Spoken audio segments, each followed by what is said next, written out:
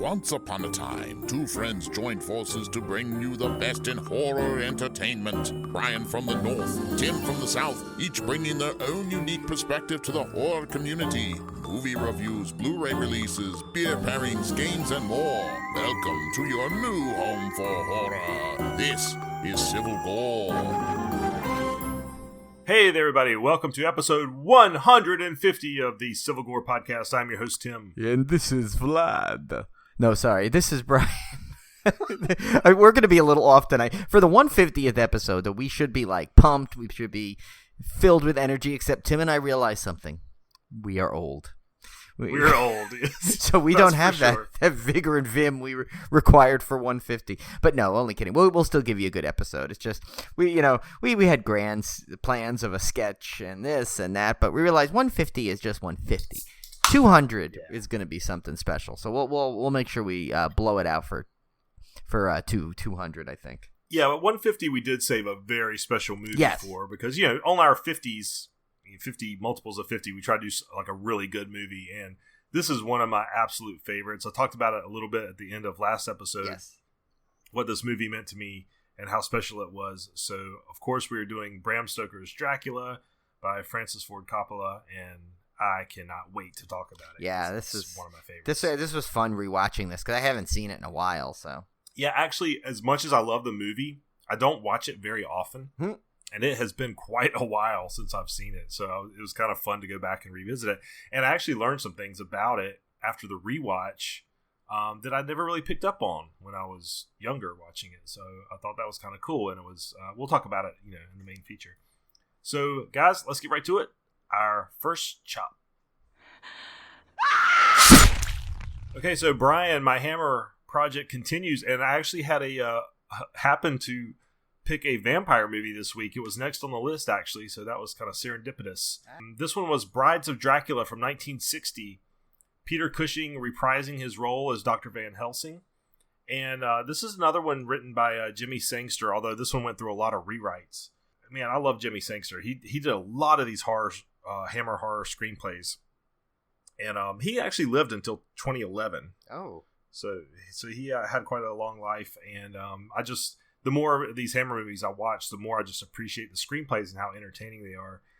Brides of Dracula, it was not critically well reviewed, but it's for fans now looking back on it, it's a really solid entry in the Hammer lineup.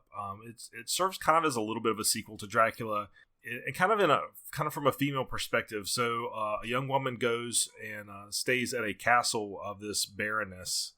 And she kind of feels like the Count Dracula figure, and the woman kind of feels like the Jonathan Harker figure. But she learns that there is a young man there that's chained up. She discovers, and we find out why he's chained up, because he is a vampire. So he escapes or charms her into freeing him, and some females in the vicinity start to get bitten and turned into vampires. And this is where, man, I will have to say, looking back at the Hammer films, I don't think screen vampires have ever been done any better. I mean, even to this day, I really think they are so creepy, and it's very simple makeup, but there's something about them. They're just really, really creepy to me. And aside from maybe Salem's Lot, the kids in Salem's Lot, and maybe a handful of other movies. Yeah. I can't think of any screen vampires that are as scary as these old Hammer vampires. They're really, really good. Yeah. And the female ones, too, seem particularly creepy to me. I don't know why. Yeah, the Salem Lot ones were creepy. So I can imagine if that lives up to those, that's pretty good. Yeah. So, it's entertaining. Peter Cushing is fantastic as usual. It was kind of neat seeing him in this role as Van Helsing, where he plays an older Dr. Van Helsing, versus his previous film I saw him in, which was The Mummy, in which he played this young guy. And there's only 1 year between films, so he was the same age, but he seems so much older in this movie. And I enjoyed it. It's not as good as the Christopher Lee Dracula movies, obviously, because there's no Christopher Lee in it. But if you want just a solid, fun vampire movie with some really creepy female vampires in it, I would highly recommend Brides of Dracula. It's nice. Just a lot of fun. And the other thing I love about it are the Hammer set pieces, because all these are on sound stages. Right. I just love I love the look of it. It's really neat, and it kind of ties into the movie we're featured this episode, because Bram Stoker's Dracula featured a lot of that same kind of set pieces, right? Because it was filmed all on sound stages. Yeah, and it had the brides prominent in several scenes. So that's so that's pretty cool. Yeah, it's kind of neat that it's tied in. Sorry, that beer went down the wrong way. I know. I was gonna say Tim's gulping as he talks. Yeah, that's the. I'm drinking that 1985 Voodoo Ranger IPA. It's good. It does have a very cotton candy taste. Yeah, I got a stout today from from North Fork, that brewery company, the local place out near us right now. So I was saving that for tonight. It's really nice. Actually, it's not really as much of a stout as it is. I'm trying to describe it. I mean, I think they classified it as a stout, but it's actually just it's very similar to like a really, really good cream soda kind of thing. So it's a little bit. That sounds good. It's definitely on the I'm looking at it now. It's very creamy, like a cream soda color too. So it's like. Oh, see, that I could handle. It's still really good. It's kind of, like the what's that one we like? Mad Elf, kind of like that. It's kind of like that.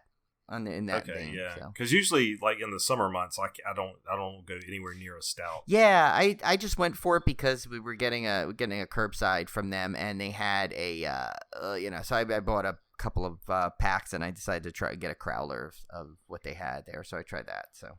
That does sound good. It is delicious. I should have went through a totally red ale, though, I think, for tonight, this evening. I do not say blah, blah, blah. Yeah. Oh, God, all the Dracula and vampire puns tonight that are coming your way. Oh, man, yeah. So we did see some... Brian and I we've just been very fortunate. We've gotten a lot of screeners lately, and I'm struggling to even get through all of them. Yeah, I didn't even get to my Amityville thing because I had just gotten the box set back. I had said that Julie was heading back to the apartment to go grab some stuff. She brought it back, but it was already. I had some screeners to watch, and this I was trying to watch, and just being tired from work, and my allergies have been like, I don't know, summer allergies here are just horrendous on top of everything else we're dealing with out here in the world. The summer allergies, from what I understand, like even Julie, who doesn't get allergies, has been bothered. So it's just something that's like bad this year, especially at least out in Long Island. But yeah, no, it's been bad here too. Oh, you got it too. Sure. Okay, yeah. So yeah, we did get some good screenings. So it's funny. Like I watched, we both watched one of them, and then Tim got to watch one, and I got to watch the other. I planned to watch all of them. Actually, one of them already is on Shudder now already. Which is what Tim watched, so I'll probably have to just catch that on Shudder now that I just didn't get a chance to see it first. But the first one, I guess, Tim, if you want to go over, is I guess We Are the Missing. Yeah. We Are the Missing. This one was, I knew nothing about it going in, right. other than the brief synopsis, and it really surprised me. It went in directions I just did not expect, which I know we've been saying that a lot because I think we've had a lot of movies that have had some really good twists in them lately that we've watched. But this one was kind of a documentary style about a missing girl, and it just went in some neat directions. I don't want to give too much away about it. Yeah, because this one builds up in a way that you need to watch. Yes, and I will have to say it's less horror than more. It's just very creepy. It's very eerie, very creepy. It's got a very subtle horror tone to it that's just unsettling. So I mean, don't go into it thinking it's going to be like gore or jump scares and stuff. It's very much more of a psychological, slow, creepy horror, and I really enjoyed it. Yeah, and there were kind of some weird, subtle reflections of what we're going through now in spots. I think there were some really weird things that you're like, oh wow, that's very applicable. I mean, I'm sure it was somewhat intentional. Well, maybe not actually when this was made. I guess not. Maybe this is why they chose to release it at this moment. But yeah, it's really good. I know this sounds kind of a weird comparison, but it's the same kind of like development process of where, before anyone told you, if you started to just watch Tiger King without any kind of thing, where you started off as one thing and then just you're like, whoa, and more things just keep coming to it that you didn't expect.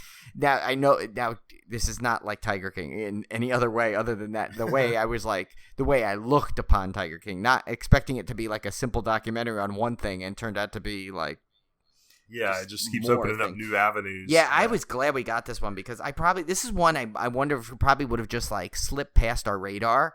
And easily, we got actually someone sent this on Twitter, like the Worko Bay Films sent this to us on Twitter. So And I was like, yeah, we'd definitely be interested in checking this out. So they sent this to us.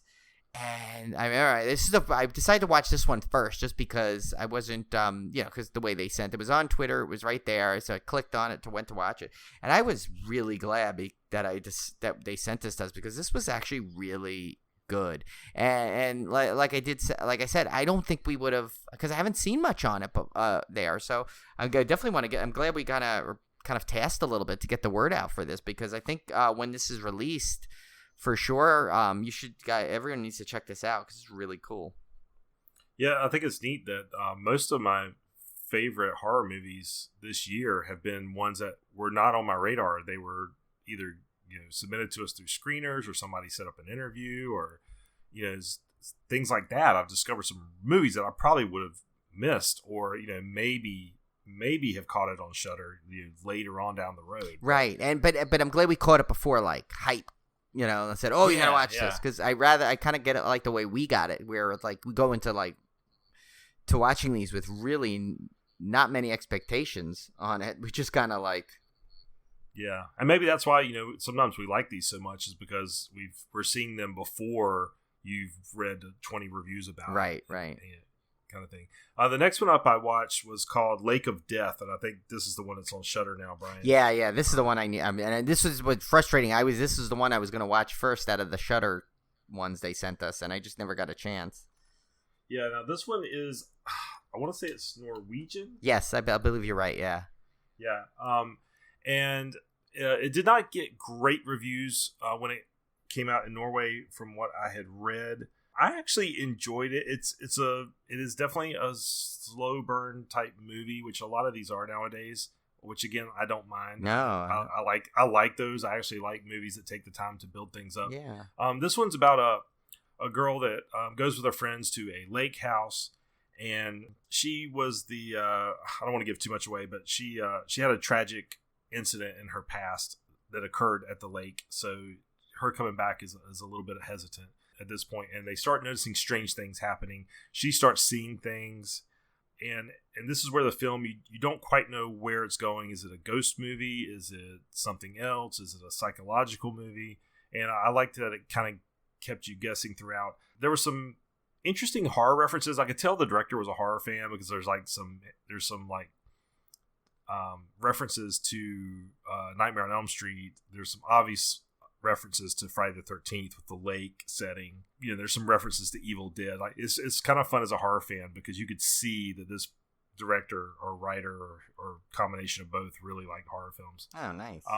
But it's it's not comedic in any way. It's very dramatic, and like I said, fairly slow, and maybe that's why the reviews weren't as kind to it. I actually kind of enjoyed it. It wasn't spectacular, but I think it's definitely worth a watch, especially now that it's on Shudder. Nice. So it's funny, the one that I watched was also happened to be my pick. Well, not my pick of the week, my guess that I failed miserably on, based off of what the title was, and versus what and I know Tim did that intentionally to trick me, because that's what Tim likes to do. Along with his dulcet tones, he has a sinister side in terms of these the trickery on my guesses. But this one was Dead Dicks, and so this one was interesting. So this one actually I was kind of excited. We talked about it in our dismemberment, and basically what was lucky is Artsploitation actually emailed us and asked if we were interested in some of their titles, and I put Dead Dicks on there. I'm like, oh my god, yes, absolutely. They sent us a few of these actually, but that was the first one I watched. I figured I had to make that the first one based off of what it was.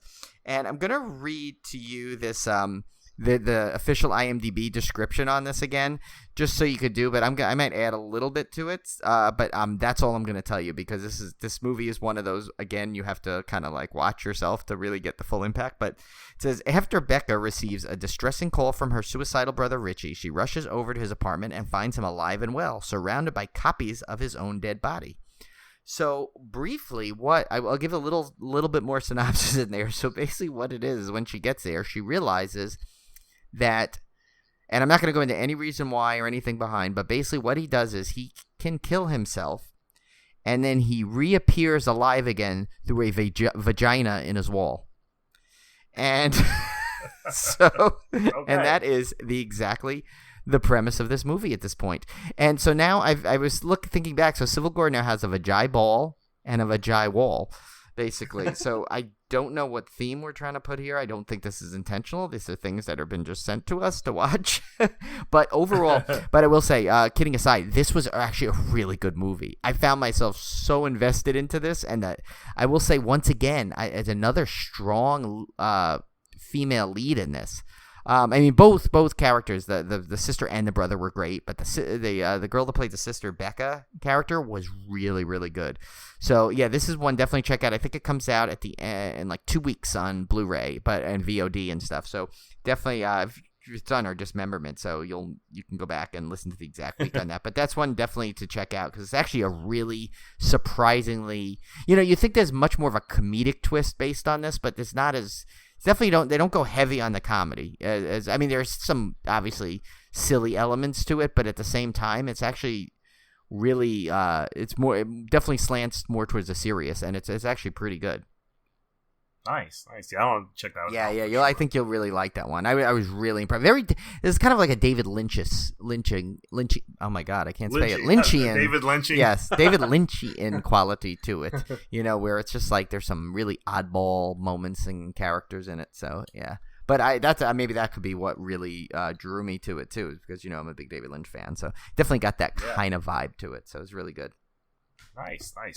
Well, we have some big news coming up next Friday. Yes. Or this coming Friday as you guys are listening. Yeah, you're listening to it. You may have already seen it, hopefully. Yeah, hopefully you've already seen it on social media, but we are hosting a Civil War watch party. This will be on Amazon Prime, so you do need to be a Prime member. Yes. But we are going to be watching Friday the 13th, Part 2, with none other than Lauren Marie Taylor, who we interviewed a few episodes back. Yes. So you will not want to miss the opportunity to watch Friday the 13th, Part 2, with one of the stars, and she is so incredible. Oh yeah, and I know like if you heard on the interview, on all the parts of the interview, just how great she is. So, but here I'm sure she is probably going to give you so many like behind the scenes stuff as it's going along. Because, now that she's watching it, granted, we were interviewing her and this film was how many years ago, but now, like while watching it with her, I'm sure she'll be in the chat room with us. So just, she'll be willing probably to answer any kind of questions you have about the movie and probably give some little insights to it. And she's just super fun to talk to anyway. So this is going to be, I think, a real special treat for everyone. We already got some responses back. And remember now, because it's on Prime, I don't know if Netflix has a limit, but I do know that Prime does have a limit of people that you can have in that chat room. So it's going to be first come, first serve. So just what you want to do is just DM us or on one of the socials or email us at civilgorepodcast@gmail.com to just send us your email, because what we have to do is about 15 minutes before we're going to email out the link that brings you into the room, the room that watches the movie. So hopefully this will work out really well. Because I want to do some more of them. Yeah. This is just. I wouldn't even mind doing some, even if it's like a non-horror thing, like just an off-topic. I'd love to do like one of those crazy ones we've always talked about, Brian. Oh yeah. I mean, absolutely. Ernest Saves Christmas and all those. Yeah. I mean, there's no like reason not to do more of these. This is just this one's we're starting off with a good one, I think. So plus, I mean, you can't go to the movies right now. Yeah. I mean, there's no movies out. You can't go out. Like, it's the perfect like quarantine type thing to do. Like, just get with your friends and watch movies that maybe you've already seen before, but just get together with your friends and watch some fun stuff. Yeah, I mean, and we did the two with Kim and Kat, and they were awesome because oh my god, they were so much much fun. So yeah. And I've seen Tucker and Dale versus Evil like a billion times, and it was still the most fun I've had watching that movie. Yeah, so this should be really, really fun, I think. So yeah, so definitely just send us a message if you're interested. And yeah, I mean we'll have a good time. I know that we actually put popcorn on the ad for it. We are not providing popcorn. Sorry, you have to bring your own popcorn. Bring your own popcorn. BYOP. Yes.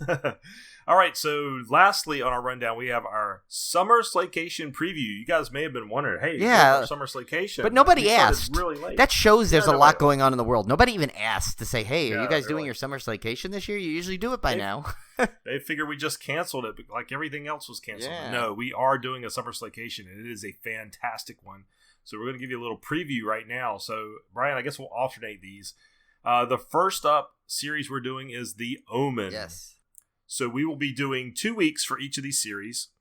So this is going to run through from July 27th through September 14th, which we technically made it in summer. Yeah. The Omen series is actually 5 films if you count the 2006 remake. Right. So we will be doing Omen and Omen 2 first week, and Omen 3, 4, and the Omen remake on the second week. Now, I have seen... You might be surprised at this, Brian. I've only seen the original Omen and the remake. Oh, I've wow. never seen the sequels. So this is going to be a fun one for me. Yeah, see, I've seen the first 2 many a times. I saw the remake just once, I think. 3, I know I saw back in the day on cable once, but I don't remember it too well. And I don't think I've seen 4 actually, because that was the TV one. That was on TV, yeah. so I don't think I saw that. And there was a one season run of an Omen TV show, which I may, if there's time, I may check that out, because I think there was only like 12 episodes and it was one season. So it was called Damien, and I think it was so I may, if I can get to that. I mean, I don't think that's going to be an official kind of thing or anything, because we like to stick to the movies only, but I may, like, if I get time, or at least maybe check out an episode of it, Yeah. It was like the next one is one I think everyone will be excited for too, because this is a series that I think I've seen pretty much everything but the last one at least once. But it's been like a while ago now, so I'm definitely looking forward to going through this one, and that is the Wrong Turn series.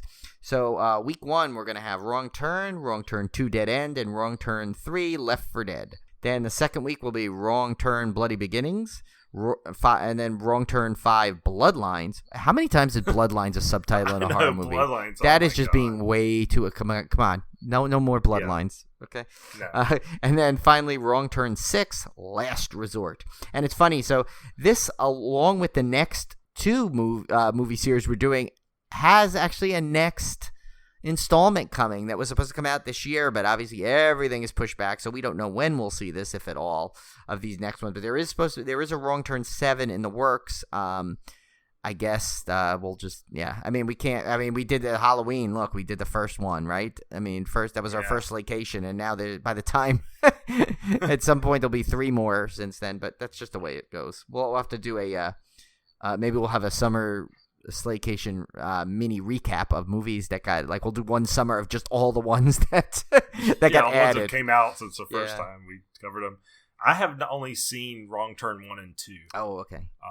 I may have seen bits of one of the other ones. I just don't remember. I feel like it's an underrated series. I really liked the 2 that I saw. Yeah. And they're very, I mean, granted, I know they're very formulaic, but it's a fun formula. I really, really like it. And it's that the villains in it are very creepy. Like that one that like is really like swarmy and like with the bow and arrow, and that guy creeps me out. It reminds me of Texas Chainsaw Massacre in a way. Oh yeah. Oh, there's definitely some similarities to that, and I'm sure those were somewhat intentional. And also a little bit of House of a Thousand Corpses vibe in there a little bit. Yeah. Maybe that's why I like them so much. Yeah. No, it's a mix of a couple of good series, I think, that are very highly regarded, and then whether it's intentional, unintentional, but it works. And I think for horror fans who always have horror on their mind, it's an easy way to just link what you love about them.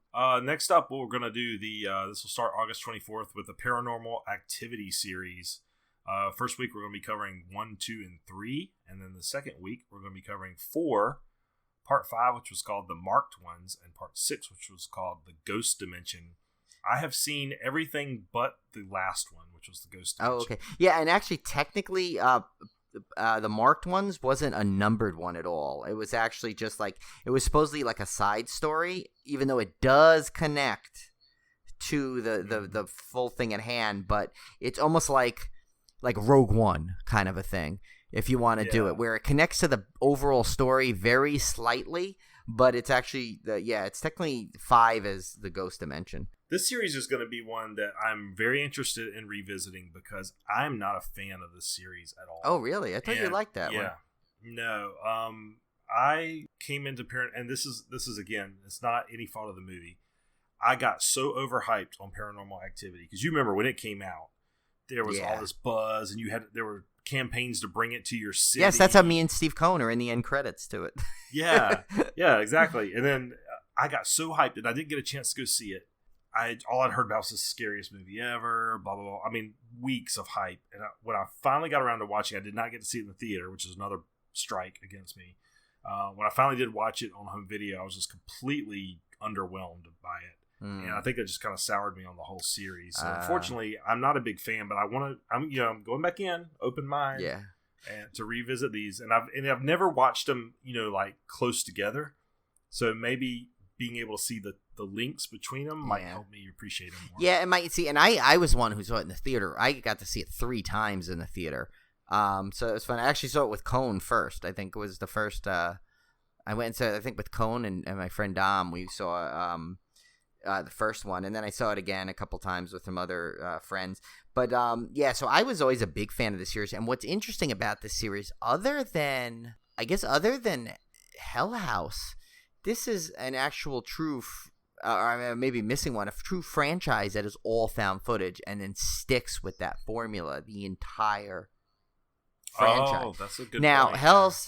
of course, Hell House LLC does it, but they even cheat a little bit. They do a little cheat. Blair Witch even moved out of that with Blair Witch 2. So I'm trying to think. I think maybe that Grave Encounters one might be both movies. Yeah, what about that? The Gallows? The Gallows, but the first one wasn't, I don't think, was it? I thought it was, but I don't remember. I don't know if it was true found footage. I you know what? Now I'm kind of forgetting. I want to say, actually, you know what? I haven't seen. I remember being disappointed in the Gallows. Oh, you're right, though. You know what? Now that I think you said it, I think it was found footage. Yeah, that was the one with what's her face? The one from the old morning show with Regis. Daughter in it. Kathy Gifford, her daughter, was in it. And the second one just came out on Prime, actually, I think. So I'm actually I kind of wanted to see it, but now I got to watch the first one because if I don't even remember it was all found footage, then God knows what it was. But that's what made me think of it because I saw the sequel out and I was like, oh, I need to watch that. And I was like, no, I got to go back and watch the first one because I don't even remember what happened in it. Right.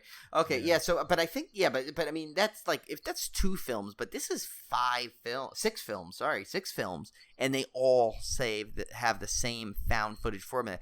That is pretty good to do because think about it. If you need to make 6 movies and like, what are you going to keep finding tapes and stuff like that? Oh, I'm sorry. No, VHS technically too. VHS series did that also. There's 3 of those. So but it's rare. It's rare to have an entire franchise. And actually VHS, I found out, had a spin-off that I didn't even realize was part of it called Spiral that I need to track down and see. I did that I was doing some research for something else that popped up. Isn't that the name of the Saw spinoff? It is, yeah. It's also, and then another movie that what's his face was in. I can't remember, but so there was a couple. There's a lot of what's his faces. I know. I'm like, you know me. Usually, I'm pulling these names out of everywhere. I think the end of the long week is getting to me, but yeah. So I mean that said something for that. It's good how they keep making the found footage angle fresh, and the fact that they managed to connect all 6 movies in a way, which is impressive. Yeah, that's impressive. Yeah, that's definitely impressive.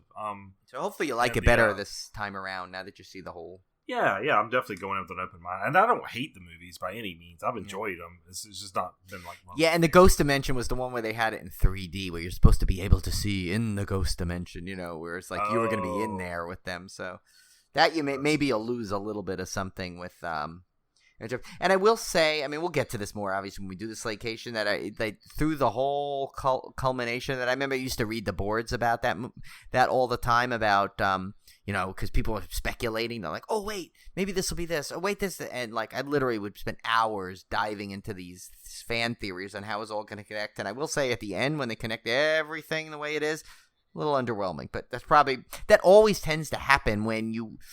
That's the one drawback to those internet forums of where you like read speculating theories because you're always going to find one better than what actually happens.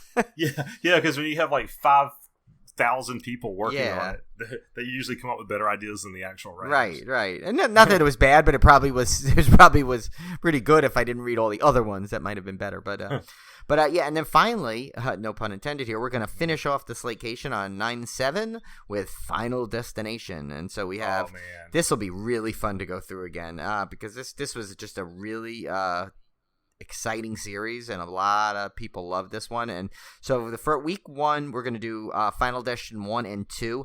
I think I split it up this way uneven because I think the first one we're going to want to talk a lot about since it started it all. And then we'll do 2, and then the following week to finish it off, we'll do Final Destination 3, and then The Final Destination, which really wasn't, because then out came Final Destination 5, and the last 2 were both in 3D, so that kind of added some excitement. Did I see? Actually, I can't remember if I saw any of them in 3D. I think one of them came with glasses, and I saw it in 3D at home. But I think I only saw the first 3 in the theater. I don't remember if I saw the last 2 in the theater. But the first 3 I definitely saw in the theater. And the first one I think I saw twice in the theater because I liked it a lot. So yeah, this is the one series that I have watched. Some of these I've said I've watched maybe 1 or 2, but this one I've watched every film in this series multiple times. Yeah. So this is definitely a favorite of mine. And I can't wait to go through this one again. Yeah. Even though the formula is kind of the same every time, I still absolutely love them. Well, I don't know why. But it had a good formula. I mean, we'll obviously get more into this when we do the series, but how it was always exciting to see what the opening would be. The opening became like its calling card, so to speak. Like they tried to outdo each other, and of course, Tim and I may be a little biased to really liking the opening of the third one because it involved a roller coaster. But and I have the poster of it. Yes, I do too. Office. Thanks from our good buddies over at Coaster Radio. We got those. So, but I think that'll be a really fun series. That's why I saved that for the last week, the last Slaycation, because I think that one will be good. I mean, no pun intended with the final, but yeah, it'll be kind of just a good way to end, I think, the summer Slaycation this year. Yeah. So I'm really looking forward to the summer. I think every series we're covering is really strong. Yeah, I mean, we've gotten lucky, and the thing is, it's like we literally have a spreadsheet. There is probably at least we easily probably have another 10 full Slaycation slates we can do. So this is not going away. We have one plan. I mean, we want to do that one. We've talked about it, the whole Universal Monsters, where and that'll literally be the whole summer. It'll be the whole summer Slaycation will be the Universal Monster series, which that one will be really exciting to do, I think. Yeah, so I'm looking forward to that. So look for that starting July 27th, our first episode in the Summer Slaycation series. And those are always very popular. Yeah. Those always tend to be very popular. All right, guys, so let's get to our main feature. We are covering Bram Stoker's Dracula, 1992. Yes. I was graduating high school. That was going into my senior year when this came out. And again, another reason why this movie is kind of near and dear to my heart, because it just kind of hit me at that special age. Yeah. Directed, of course, by Francis Ford Coppola. Starring Gary Oldman as Dracula, Winona Ryder as Mina Murray / Elizabeta, Anthony Hopkins as Professor Abraham Van Helsing, Keanu Reeves as Jonathan Harker in his best British accent. Whoa, dude. Dude, I got a steak. Richard E. Grant as Dr. Jack Seward, Cary Elwes as Lord Arthur Holmwood. I don't know why I always forget Cary Elwes is in this. But he's actually, it's weird. He's got a weird, his role is understated at some level. Yes. Billy Campbell as Quincy P. Morris, Sadie Frost as Lucy Westerna, Tom Waits as R.M. Renfield, and Monica Bellucci as one of Dracula's brides. Yeah, the other two I didn't know who they were, but Monica Bellucci we know, so that's why I put her there. There are 2 other Dracula brides. Sorry. All right, so in case you were living under a rock when this came out, this is about a centuries-old vampire, Count Dracula, who comes to England to seduce his barrister Jonathan Harker's fiancée, Mina Murray, and inflict havoc in the foreign land. That's actually a terrible synopsis if you think about, if you actually watch the movie. It doesn't give it its justice, no. I don't think, at all. I mean, there is we'll get into this a little more, but this, at its heart, is a romance, and while it's a great epic tale, of Dracula and a vampire, but there's a whole romantic element to this that steals the main plot point, and it's not even touched on in that. Well, seduce, but that's not really what it was. No, that's what I'm saying. That cheapens the entire the entire plot of the movie, because this is like a love story spanning centuries. Yeah, and that's to me one of the best elements of this, how well they present that through the movie, and that's why I like this version of. I mean, we've all seen Dracula how many times already at this point, but that's why this one is probably my favorite. I just love the way they make him to such a tragic character, and that synopsis makes it seem like it's like another Dracula movie. Yeah, but this one is actually the closest to Bram Stoker's original novel than many, many film adaptations. It's one of the closest. And interesting, the fact that he was allowed to, I wonder where he got the license to say Bram Stoker's Dracula, in the title, as opposed to other ones, if they've done the same story. I don't know, but... Oh, yeah. This one came out in 1992. Like I said, I was going into my senior year in high school. That was when I was getting really into, I won't say I was getting into horror, because I'd already been into horror and stuff, but it's where I was really starting to mature in terms of movies, going beyond, that movie was cool, to more appreciating film from, production level. Yeah, I was right in the midst of that myself. Yeah, you start getting, you get older, you start getting to that point, and I had friends that were influencing that as well, because I had friends that just absolutely love certain movies, and you talk to them and you see why they were excited, and you start learning about different directors and different actors and different cinematographers and stuff. So just kind of hit at that sweet spot. And I remember seeing this in the theater, and I was absolutely blown away by it. I had never seen something like this on the big screen, because you have to remember, again, I was 18 years old at the time. Right. I had not seen a lot of what we consider classic movies that were filmed in such an epic scale. And I've been watching, pop culture type movies. I wasn't used to watching really cinematic films. And this was one of the first examples I can remember seeing in the theater of something on that level.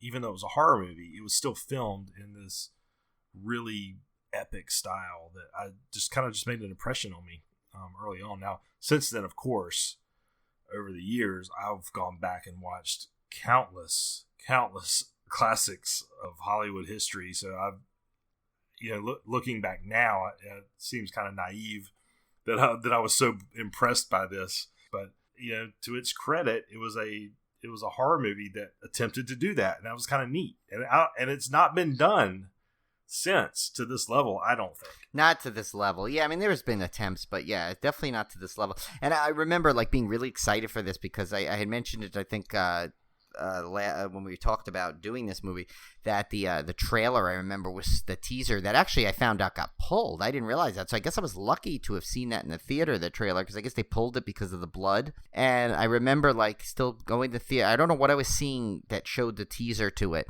but I remember that was before, obviously there was internet, and you knew when teasers were going to be, they obviously didn't leak online, because there really was no online, and there was really no way to know when you'd see a teaser trailer in front of a movie. So I remember I'm pretty sure I was with Paul when we saw this trailer, and there was, so I remember seeing it build up, and we just saw the music was playing, dun, dun, dun, and we're looking at it and started putting the cast, and we're like, oh, wait a minute.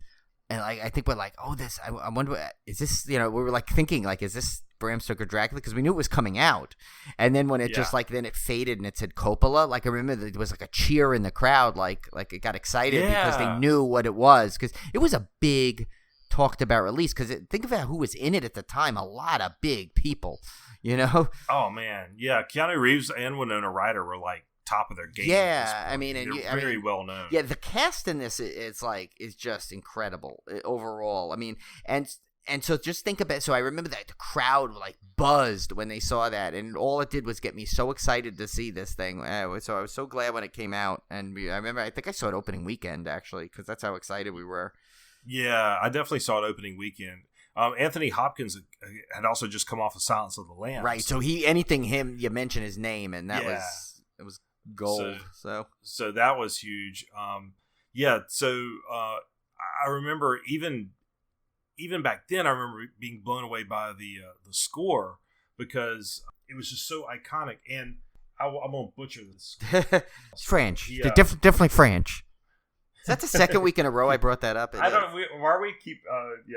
I keep bringing that Gaylord Sartain, who I actually technically ate dinner with. Remember, I told you that story, right? Did I? No, I don't think you did. Yeah, so that was when a little off topic here, but we brought him up again. What else is? Yeah, new? what else is new, right? So when I lived in San Francisco, I was going to San Francisco State.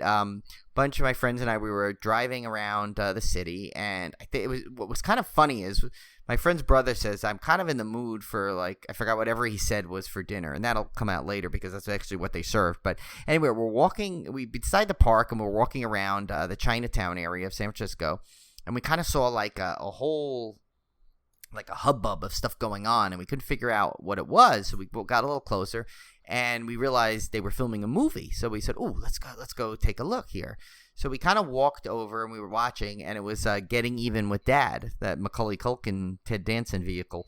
And so we were watching it, and we got to see Macaulay Culkin throw a mini tantrum and storm off the set, which was kind of nice. funny. Yeah, and then, so we were watching it, and we were just standing there. We watched about 3 takes of this one scene over and over again when he was walking, Ted Danson and Macaulay Culkin are walking with the basketball. And I actually seen the movie so many times. I actually love that movie. It's one of those guilty pleasure movies I have, but I actually really enjoy it, especially because it goes through a lot of areas that I used to go to in, Bay Area. So it's kind of fun. But anyway, so then we're standing there and we're just kind of in the crowd, and next thing I know, they say, "Okay, everyone this way." Well, somehow we must have got into the security must have been so bad on this film because somehow we were in the crowd with the extras. So we got walked over, and then they assumed we were extras, and we got brought over to where they were serving dinner.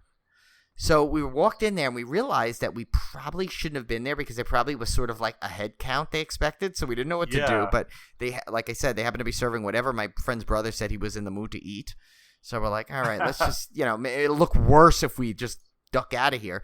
So we decided to go. We were like, all right, let's do it low key. We'll just go grab something, and we'll go sit at a table that no one's at, and and we'll eat quick and get out of there.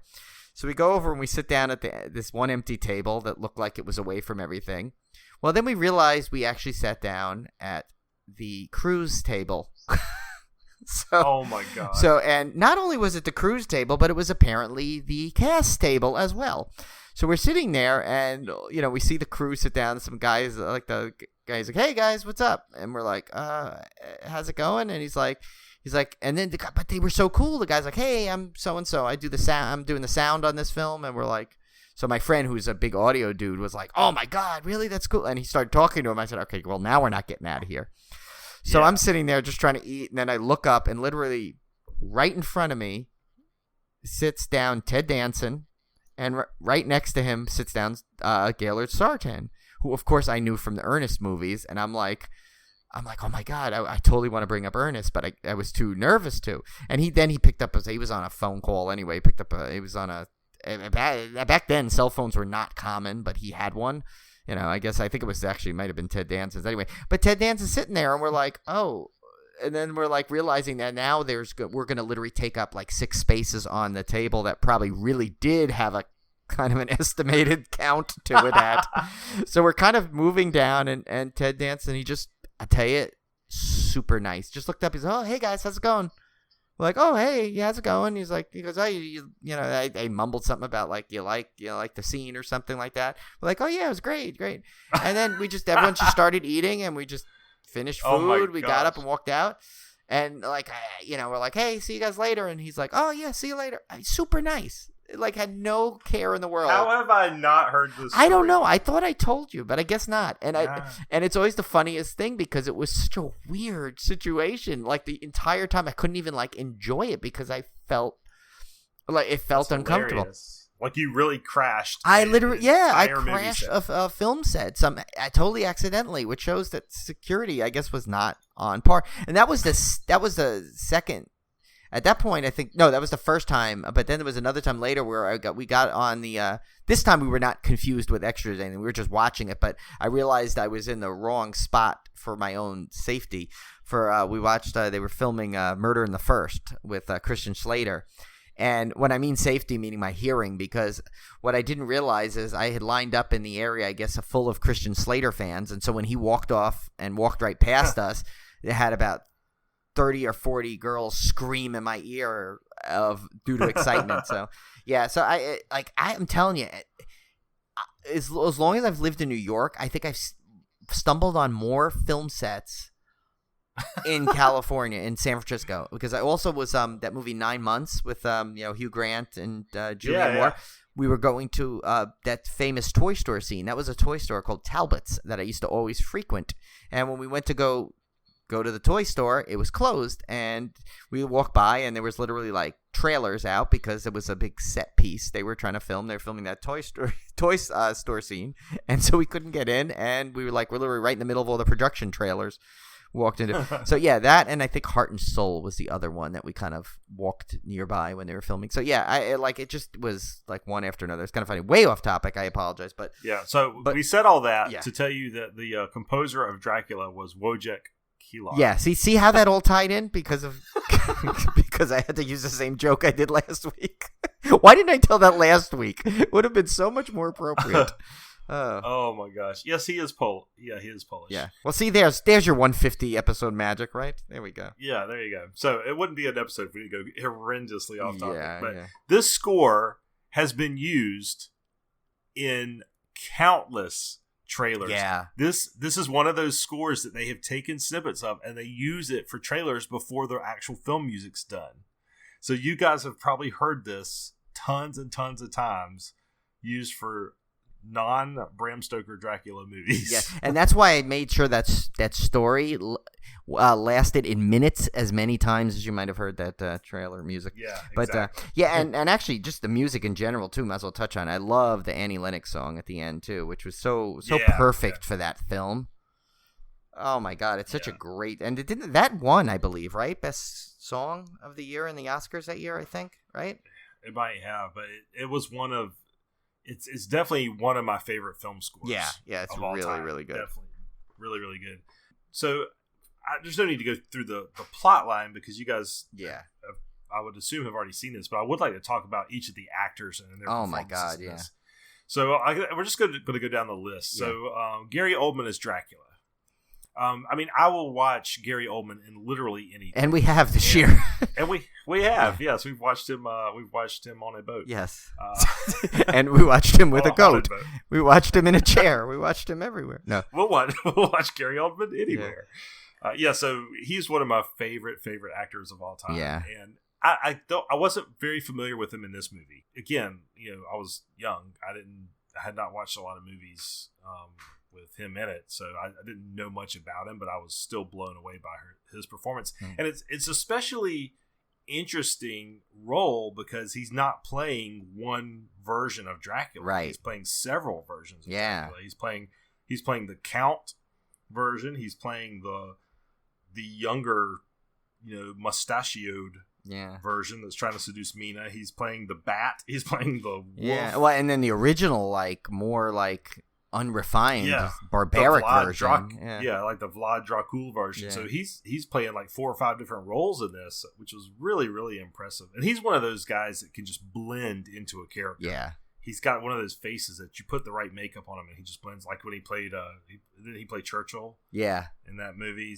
Just crazy. Well, and a poor choice for this Dracula would have really soured a lot of people on this movie.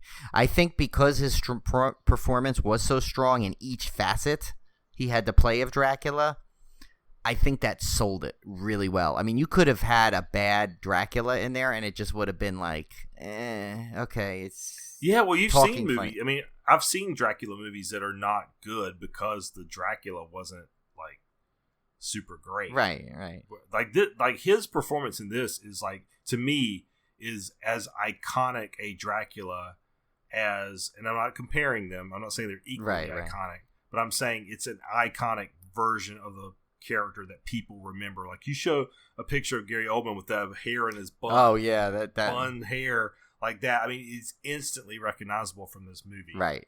I wasn't like Mr. Burns, like the Simpsons, like he played him right in one of the Treehouse of Horrors. Yeah. Yeah, exactly. I mean, he looks like that. Winona Ryder, I've always loved Winona Ryder. I loved her. I fell in love with her. Well, we grew up with her, really. With Beetlejuice. Yeah, we grew up with her. Like with Beetlejuice, was the first time I'd ever seen her. And was absolutely in love with her. And this was like she was at the top of peak of her popularity. And I still love her to this day. She's fantastic, and she was really, really good in this. It's interesting though because the weakest part of this movie has to be Keanu Reeves. And it's funny because he said that himself. Yes. But I didn't think he was that bad. And I think because, you're expecting like, Keanu Reeves is like, he's almost becoming, he almost has that like, that Nick Cage factor about him, there's just like these types of Keanu movies that you're going to get. What are you going to get, out of it? But I think I always think his acting ability gets sold short, I think, because he just, whatever role he does almost becomes like a stereotype of himself. And it's like, I think he doesn't get enough credit. No. And the other thing is he was singled out for this movie because of his accent. He doesn't do a very convincing British accent, right, which is fine. But I actually thought when I rewatched the movie, knowing all this going in, when I rewatched the movie, I almost felt like it ended up working out in the end because his kind of understated performance actually allowed Gary Oldman's performance and Winona Ryder's performance to rise above it. So he didn't take anything away from them, and they were the two central characters of the movie anyway. Right. So I felt like if he had been like really great, outstanding in the role, it might have actually subtracted away from them a little bit. And in a way, his kind of underperforming in the movie actually helped strengthen their roles to me. Yeah, I mean, and it's funny. I always remember. It's funny you said that because I totally too. I went into this remembering all the things, and when I was looking up the trivia, getting prepped for this, I was like, how he even said he didn't feel like he gave it his all. He didn't have enough in it, just because he had worked a lot that year. And I kind of remember it being like this thing that Keanu was, oh my God, Keanu, whenever they say that. And I'm like, but when I watched it this time, I'm like, it didn't stand out as bad to me at all. And like you said, it probably because it actually worked in this case because even if he was not like, maybe he didn't have a great accent or whatever it was, he didn't need to carry anything in this movie. I was going to say he's actually a smallish character in this if you think about it. He's in it a lot screen-wise time, but... Yeah, well, that's what I'm saying. Like, if Winona Ryder had been the one with the horrible British accent, it would have it would actually have detracted from the movie more because her character's so central. But because his character's not really that central to the movie other than a vehicle to get the Count introduced, essentially. And give an excuse to have a fiance on the side. That's it actually worked out in this case. Maybe he did what he needed to, basically, And despite the ridicule and stuff he got for that, it didn't detract from people's love of the movie because the movie was a hit. Oh yeah, and it was critically praised, and it still is today. I mean, it's probably more loved today than it was even back then. Right. So it didn't hurt the movie at all for him to be that way. And of course now he's beloved anyway. Yeah. So now it's even like nobody's going to go back and like trash him because they all love it. Yeah, no one's touching Keanu now. No.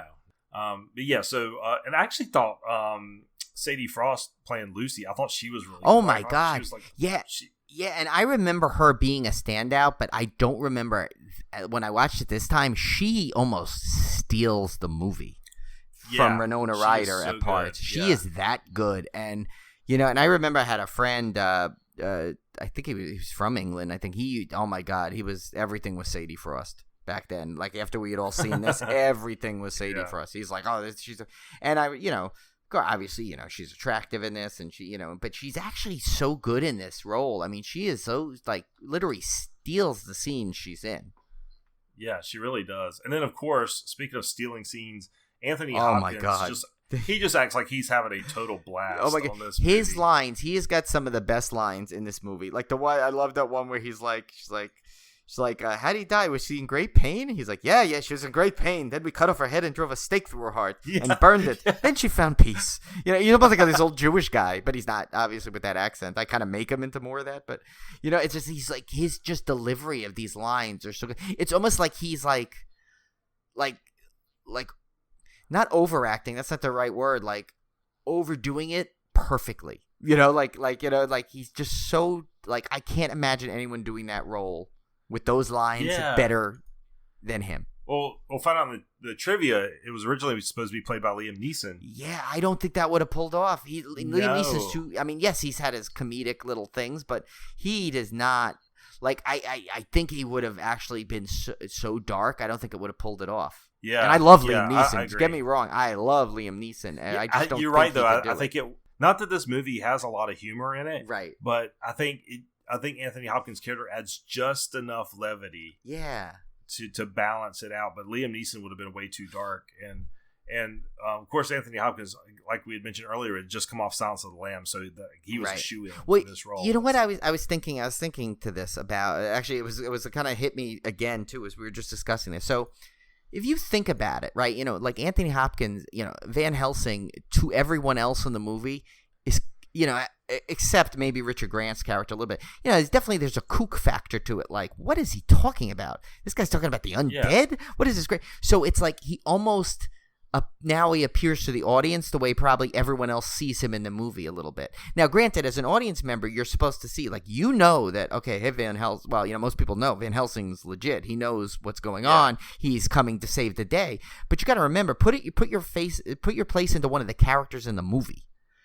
You're like, what the heck? How kooky is that? What a weirdo. What does he talk about, the undead kind of thing? And so now, I think by him playing the character that way, like with that just hint of zaniness, kind of puts you on the level of everyone in the movie and kind of takes you away from the fact that you kind of know what he's there for, Yeah, because you see, usually Van Helsing is portrayed in the movies as if you already know who he is. Right. And he's already like this.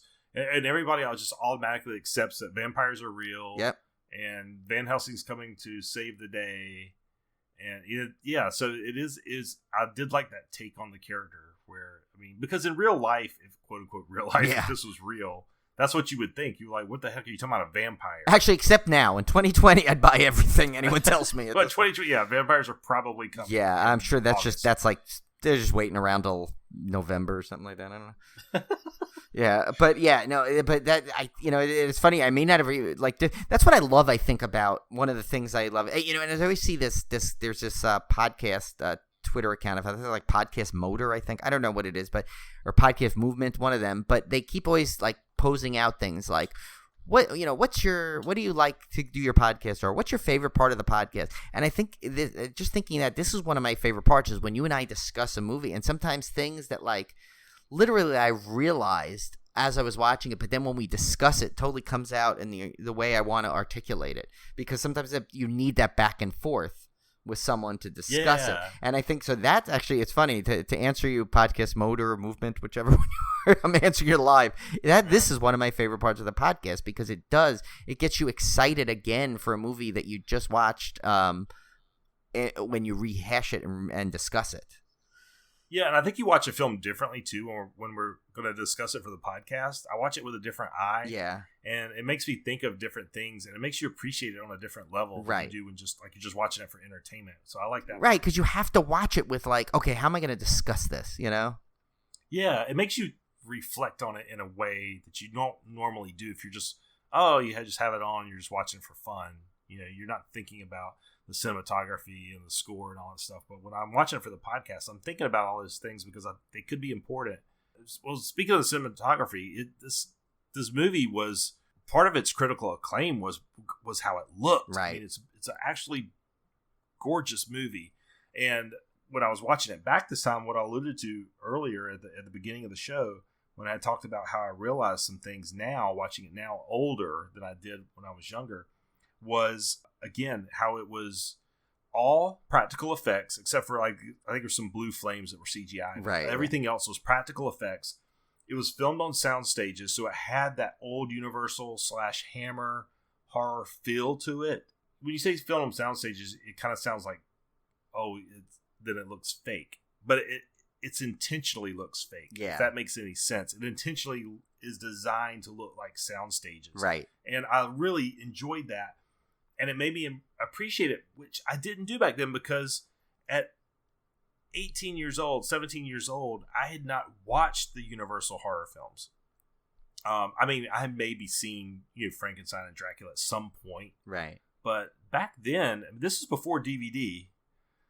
So VHS was out, but I wasn't renting stuff from the 30s on VHS. I was renting whatever was out at the time. Right. So I didn't see a lot of these old movies. So going back now, watching it, and I go, oh my God, I've been watching now these Hammer horror films. Now I know exactly where they got that from. Right. I know, yeah. So that made me appreciate it on a whole new level. I mean, even back then I was blown away by the cinematography, but going back now and seeing where all that stuff was inspired from was a lot of fun. Yeah, and it starts off like with impressive visuals too, like where he's in that when he's slaughtering all the people, and you just see them hanging there and the dead, all the dead people that he killed. Was it the Turks? I think, right? Yeah. But they did that. But even that though was done in silhouette, right? Like, they didn't, and it wasn't gory. It wasn't gruesome, right? And that's what was so cool. I thought, like it was just done in an artistic style. So you kind of like right off the bat, you're getting something special. You're not getting your run of the mill, super effect laden movie where you're gonna get what they feel is right for that scene. And in fact, if it requires, like, they're not gonna do anything for just the sake of it. They're gonna do it with a very intentional stroke, of the brush in that case.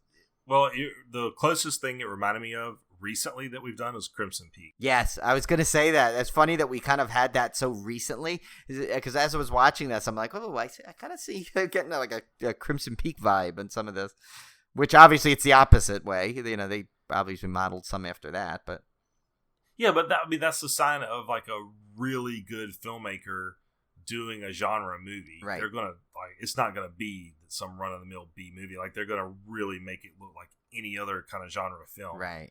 So I just love this movie to death. I think it was I don't know. Do I want to say it was I want to say it's ahead of its time, but there's nothing that's really come out, to prove that. It was outside of its time. It was unique. It was something they just don't do a lot of. Like I said, I don't know if you could say it's ahead of its time because it's its own thing. Although I will say I kind of got, not to the same scale as this, but I kind of got the same feeling when I first saw the Wolfman with the Benicio del Toro one. Yeah, I kind of got that vibe of the same vibe I got with this movie when I watched that one. That's another one we need to do. We keep saying that we need to do that one. Maybe after the Slaycation, that'll be one of the first ones back. Yeah, I'm glad you mentioned that because that is exactly what I think they were going for with the Wolfman, is try to make it like a modern version of how those old Universal and Hammer films were filmed. But they didn't pull it off to this scale. Not to this extent. Although I did love that movie, that Wolfman movie. Yes. Oh man, we're gonna do that one. Yeah. We gotta do that one at some point. Maybe. Yes, I agree. We're getting up on 5 soapboxes on that one if we have to. But it's just another example of a master filmmaker doing something that you don't typically know him for. Right. So this is the guy behind The Godfather, but yet he's doing a horror movie. And he even went on and did like comedies like Peggy Sue Got Married, which I love. Right. I love that movie. I just love seeing a master filmmaker kind of go outside of something that you would expect, but still bringing all of their filmmaking talents to it, which makes it something special. And that's why this movie is still a classic years and years later. Right, and I wanted to say one more thing too. Is I meant to bring it up when we were talking about Gary Oldman about his good performances. Like, I always think it's challenging when someone who plays the quote unquote villain in a movie. Now, a lot of times, you'll have a villain rooted, people rooting for the villain. Like, you go to a Friday the 13th movie, people are cheering for Jason because all the counselors are essentially except one of our friends. Of course, Laura Marie Taylor, who had a lot of substance to her character. But, most of them, obviously they're all expendable, as the movies, especially the later movies got on, right? So everyone start rooting for Jason. but that's not what I mean. I mean, when you actually, in this, you actually truly feel the tragedy that Dracula is going through, because he really is a character that you have to like. While yes, he's doing some unsavory things. I mean, he's just such a tragic character that you can't hate him in it, and you don't really hate. It's, most of the time when it swaps like that, you'll hate the heroes, but you can't really hate the heroes. I mean, sure, some of them are, a little bit of caricatures, a little bit like, the Billy Campbell one, and and like that. But, overall, still, it's and I think Gary Oldman does such a perfect job of like walking that line, and I think that's what and then I guess just also just the whole movie like lends itself to really pull that off too. So I this is just one of those movies that I think if you just want to see a version of a story so well, but see it done so masterfully, and in a way that just will hold up even today, and it's been like 92 this was out, so yeah. I mean, so look how old that is. I mean, we're approaching 30 years. Yeah, well, that's what I said about when you mentioned the whole love story angle. Imagine in the hands of a lesser director. Oh God, that would not have come across. It would have been hokey and and like and like laughed at. It's like this you feel for every character. So yeah, I mean, this is one I think this should be on everybody's like top horror list. I mean, yeah, I'm not going to tell you. Obviously, we're not going to tell anyone what to like. But if even if you've seen this and you haven't watched it in a while, I think this is definitely something that's worth a rewatch, because I think you may find you'll appreciate even more this time than you did originally. Yeah, I think so. And from I think I alluded to it on last episode that one of my other reasons for loving this film so much is that it came out when not when it came out, but several years later when DVD started coming out, which is around 98, 99. And I started really getting into home theater. This was one of the first discs I bought. It was actually a Superbit disc, which I still own. Superbit. Superbit was like a little known. They didn't make a lot of them, but basically they took out all the extras so that they could pack more and make the DVD bitrate higher quality. Yeah, I remember those. You could only fit so much on a DVD, and this was way before Blu-ray. Yeah.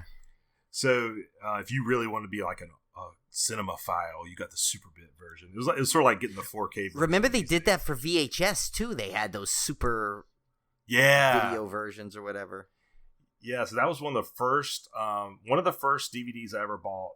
Not the first. The first DVD I ever bought was As Good as It Gets with Jack Nicholson. But which I absolutely love that movie. Yeah, that's a good one. Yeah, so it was one of the first, but it was the first movie I debuted on my home theater system when I first got a surround sound system. Nice.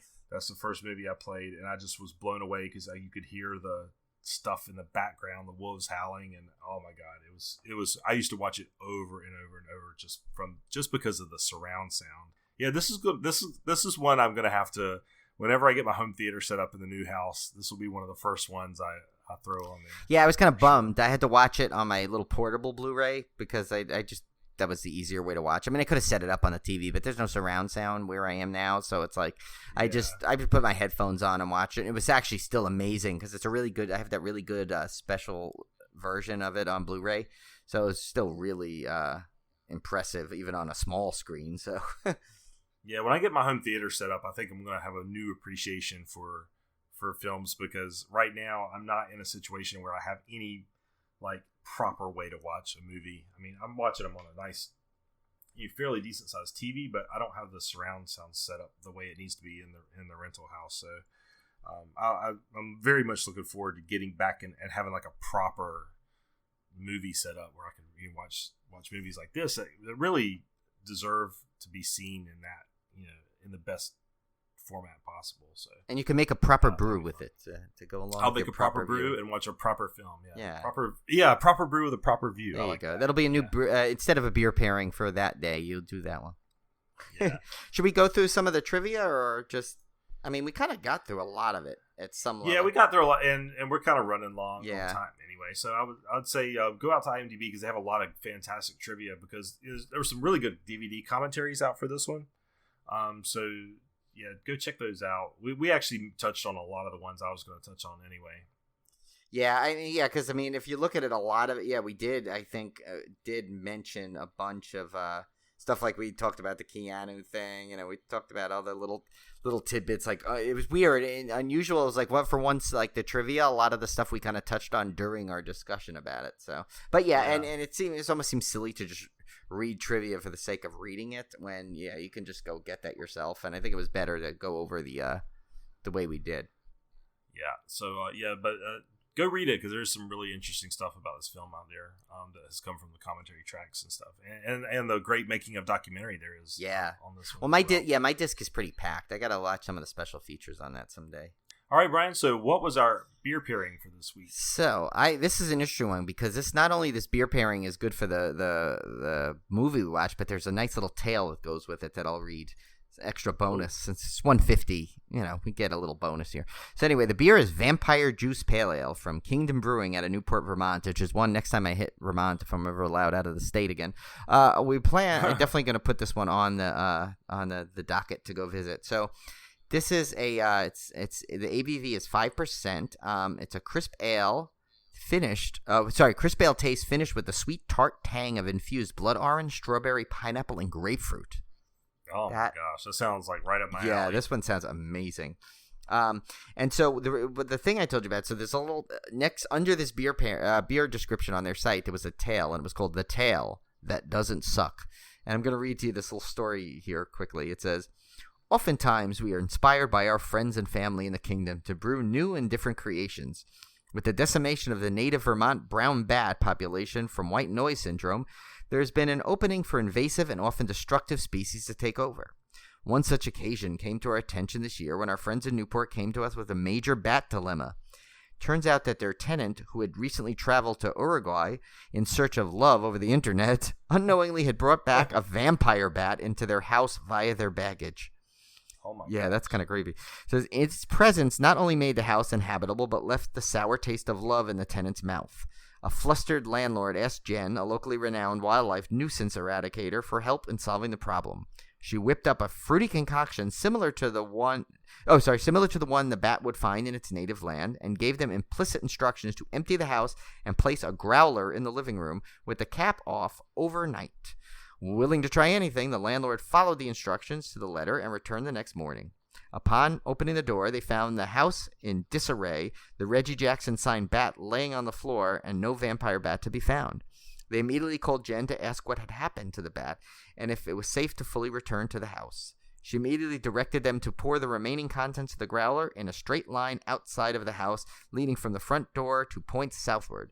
The landlord applied the concoction and waited patiently at the bottom of the driveway. 10 minutes later, a bat staggered out of the house, repeatedly licking the ground while wandering south.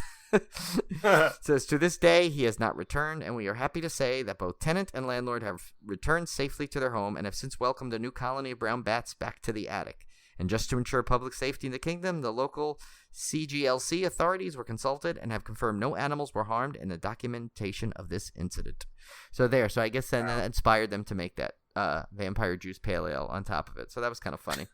That might be our best beer description ever. I think it might be. And how appropriate for this film, that just not only to pair it with just a beer, but we have an epic tale behind it, just like the tale of the movie that we discussed. That's fantastic. All right, well, let's get to our triple threat from last week. We asked you for the name of an actor or actress, and our answer was Virginia Gardner. Nobody even guessed this at all. Nobody. Yeah, this was a tough one. This must have just stumped everyone to the point they didn't even want to try. Yeah. So clue number 1, my first film role's main plot revolved around a scenario that Doc Brown may not approve of. Virginia starred in Project Almanac, which involved a group of teens discovering a time machine's plans and then eventually misusing it, leading it to disastrous results. Have you seen that movie? I have not. That sounds awesome. Oh my God. I think it's you've got to see this. This is so awesome. It's a found footage movie. I remember the trailer. I instantly saw it. So basically the trailer shows you that this kid is watching his seventh birthday party or something, and he sees his adult self in the background, and then so he kind of flips out. You may have seen the trailer for this, and then so basically, the whole movie revolves around him trying realizing, because his father that was the same day his father died. He had to leave suddenly. So basically, they find the father's plans hidden in the house, and it was plans for time travel. So he assumes that he must do it. So it's like it's all documented with like 2 different cameras. Virginia Gardner plays the sister in it, and I completely forgot this was her until I was researching this movie. I'm like, oh my god! So I went back to watch this movie instantly because I forgot how much I liked it. You will love this movie, Tim. I love time travel. Yeah, and this one is done so well. I mean, this one definitely bends the little. This is definitely way out of the it doesn't really stick to total time travel rules. It's a little bit stretches, but done in a found footage style, which is tricky to get such a good narrative out of this found footage. It's really, really cool. I think you definitely should watch this if you haven't seen it. It's on Tubi. It's on Tubi now. Oh, there you go. Perfect. I will definitely watch it. Yeah, you got to watch it. And then let me know what you think, because I'm dying to know what you think of this one. Awesome. Clue number 2, 2018 was a big year for me, starring in 4 films, with one being part of a major horror franchise. So Virginia, of course, starred as Vicky, best friend to Allison, in 2018's Halloween. Yeah, and she was in a couple of other movies, of course. Obviously, the 3 others, but obviously the one that was the clue was Halloween. So, clue number 3, in a recent Netflix series, I recently played the younger version of a former 30-something. So on Dolly Parton's Netflix series Heartstrings, in the episode titled Sugar Hill, Virginia played a younger version of Patricia Wedding. Patricia starred on the hit show 30-something. Do you remember that show? Yeah. I remember 30-something. In some casting happenstance, she was cast in the show along with her 30-something co-star Timothy Busby. Yeah, which is kind of funny, just that they managed to reunite. Yeah, that was a good series. I love Dolly Parton, of course. Yeah, that was a good series. Heartstrings. So that was a tricky one. I apologize. That one was a little tricky. But, I mean, it was definitely gettable if you the second clue was the big key, I think. I think this next one's going to be a little tricky. Yeah, because I don't really give many quote-unquote horror clues to it, but it's a very prominent horror person, so. Yeah, I will say the answer for this one is somebody everybody should know very well, but I think it's going to be a tricky one to get. So we are looking for an actor or actress. Clue number 1, my first credited role was selling for fast food royalty. Clue number 2, I had a small role in a Chevy Chase film that was deleted from the final version. And I love that Chevy Chase film. That's one of my favorite movies. I love that movie. It's so underrated. Yeah, I agree. Totally underrated. Clue number 3, I have been in projects with my now husband several times throughout my career. One of them even being a Star Wars vehicle. Yeah, and so that should be your clue to focus on. I will give you a hint, because I did make this tricky, but that one should be the one that I think with a little research you might be able to piece it all together. Yeah, so that is our triple threat for this week. Send those clues in. By the way, send us in some questions for our off-topic discussion. Yeah, which we have a name for, but we'll reveal it when we get another question. I'm saving it. Yeah. Because Cody actually came up with a really good name for it, and we like it, so we're going to stick with it, but we need a question first, because we don't want to just debut it and then not have anything behind it. That would not do it justice. Yeah. So, definitely make sure to let us know via email or hit us up on Twitter, direct message, however you want to get in touch with us, civilwarpodcast@gmail.com. If you want to attend the Lauren Marie Taylor Friday the 13th Part 2 watch party on Amazon Prime, the slots are going fast, so definitely get to us with that. Yeah, and if there's any kind of extra draw, Cone will be involved in it. He will be there. Yes. So if you want to chat with Cone too, I mean, that's, Yeah, forget us knuckleheads. Yeah. Get to chat with Cone. You could go one-on-one with, or one on how many people are in there with Cone, Yeah. So that's going to be a blast. That's just going to be a lot of fun. So definitely look forward to that. And then, of course, look forward to our summer slaycation kicking off right after that with the Omen series. So I can't wait to start those. Yeah, we have a lot of fun coming up. I think the next couple of weeks will be really, really, really cool. Got a lot of good things. And, and of course, obviously, the better response we get for this watch party would definitely be it would be good, because then we'll have more for sure. And remember, this one we just happened to pick on Amazon because that's the service that actually had it had the both. It had Friday the 13th Part 2 on it, and it had the watch party option. We're not going to strictly go to Amazon Prime every time. It's just what it is, because I know Hulu has it and Netflix has it. So yes, yeah. So, and if you guys have any, if this one goes well and you have any recommendations for the next watch party you want to do, definitely let us know, and we'll put it on the list. Yes. All right, guys. So we will see you back here next week. Remember, you can't speak in a British accent. Don't try to speak in a British accent, governor. I'm Dracula. I don't know what that was.